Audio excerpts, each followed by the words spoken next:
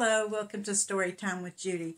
Our book today is It's Only Stanley by John Agee. Well, the people in the house keep trying to go to sleep, but Stanley, their dog, keeps them awake almost all night, working on different projects.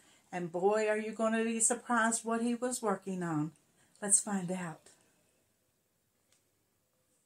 The Wimbledons were sleeping. It was very, very late when Wilma heard a spooky sound which made her sit up straight. "That's very odd," said Walter. "I don't recognize the tune." "How?" "It's only Stanley," Walter said. "He's howling at the moon." The Wimbledons were sleeping. It was later than before when Wendy heard a clanking sound below her bedroom floor. "That's very odd," said Walter. Then they heard another clank. Clank, clank, clank.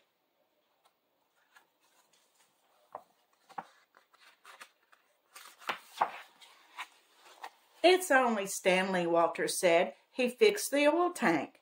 The Wimbledons were sleeping. It was even later still when Willie smelled a funky smell that made him kind of ill. "That's very odd," said Walter, "when it's almost 2:30. Blub, blub, blub. Slurp, slurp, slurp.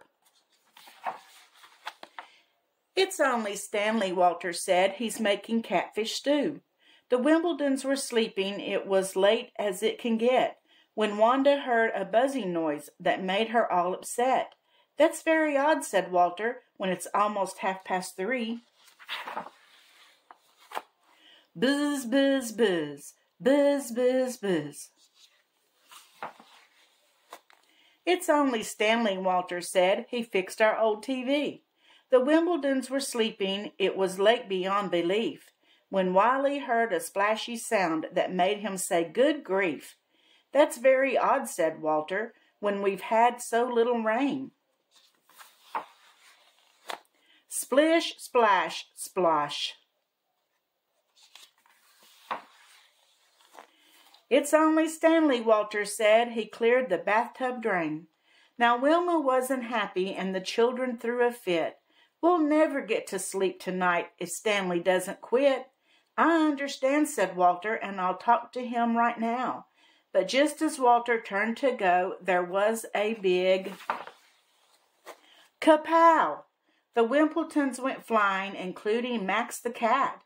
Wendy looked around and said, "Well, what on earth was that?" "I'll go and look," said Walter, "and I'll be back very soon."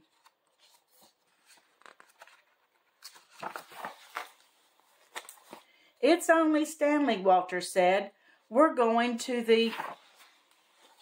Uh-oh. Boink.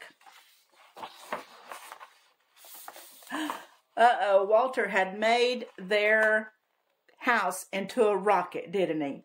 And he was going to send them to the moon. I hope you enjoyed that story. I guess Stanley is a really creative dog. I hope you enjoyed it, and I'll see you again tomorrow. And don't forget to subscribe and like.